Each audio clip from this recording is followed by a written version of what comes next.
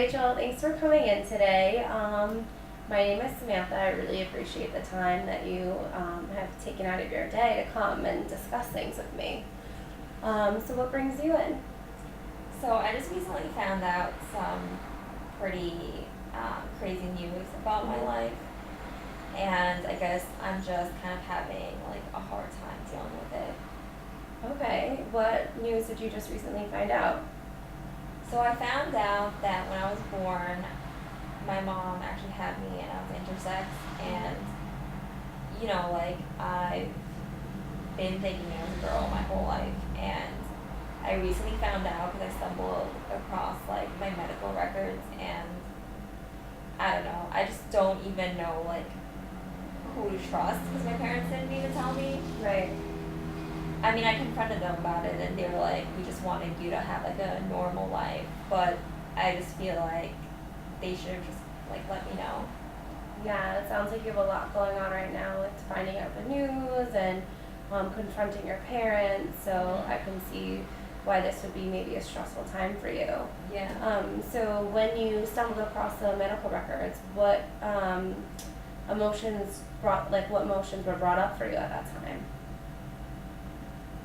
Honestly, I was very like shocked, obviously, but I was also like a lot of things started to make sense because ever since I don't know, I started having romantic feelings in general.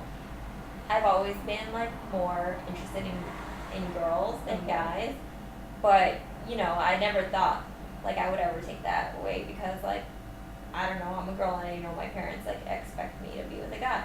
Okay. Or at least that's what they told me.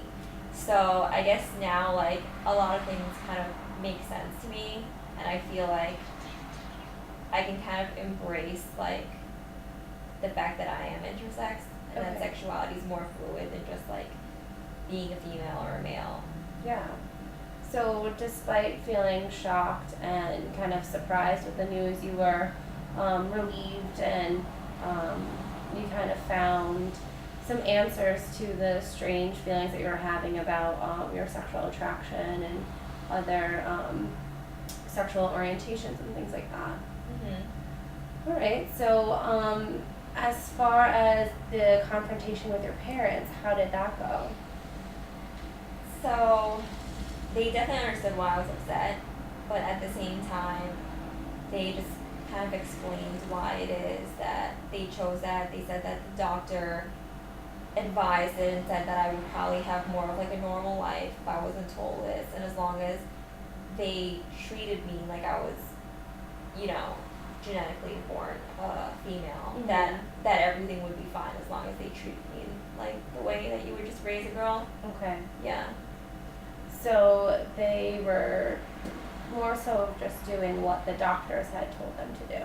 Yeah, I definitely don't blame them because they're wonderful parents, and I would probably do the same too. I mean, a doctor would know best, right? So Mhm. I feel like they just wanted to do what was best for me.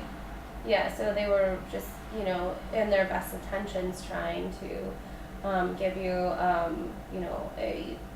in their eyes, a better quality of life, even though um, they should have incorporated you into that factor. But, obviously you weren't old enough to do that. Have you had any ideas or plans to follow through with any kind of sex assignment surgeries or anything like that? I am thinking about it, but I'm not sure yet because I haven't done a lot of research on like exactly how safe they are, Mhm. or I don't know how long everything takes, how long the healing process is. So I'm a little hesitant because of that. I think I'd have to do like more research on it first. Yeah, that's the smartest thing to do. You definitely want to have all your research before you jump into anything. You don't want to have any regrets or what ifs or shoulds or coulds about anything. So it's good that you're making the effort to really put in as much time as possible into that before you make a big decision. Mm-hmm. So what is the relationship with your parents like now that everything is out? It's nice. It was definitely rough at first, but right now I feel like now I can now I'm starting to try to repair my relationship with them in terms of trust. Okay. Because I think that when I confronted them about the whole me, finding documents, they were definitely totally honest with me at that point and told me that they wouldn't like keep something like that ever again for me. Okay. And we've just been talking about like having a open and honest communication in general. So in that way, like I think it's better. Okay. I mean, I have to say that you have a great attitude about everything, and you're definitely keeping a positive attitude towards the situation, and with your parents being honest with everything, and with you, that's definitely helped the situation as well. Have you told anyone else about your situation? About being born intersex?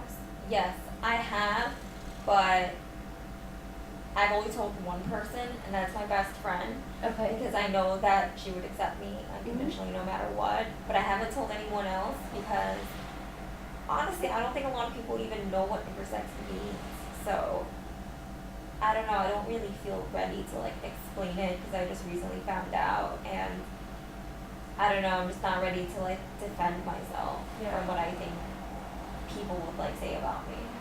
Well, I think you're right that, there really isn't a lot of awareness about intersex conditions out there. Mm-hmm. So, that feeling of defending yourself would probably be something that you would have to face quite often when discussing this with someone. Mm-hmm. But I think that maybe looking for some support groups and talking to other people that have a similar situation, maybe they were also born intersex, but they have a different condition, would help you be able to kind of open up to other people as well. So would you be interested in looking into some of those support groups? Yeah, definitely. Because I feel like because I honestly don't even know one other person who identifies as or who is intersex.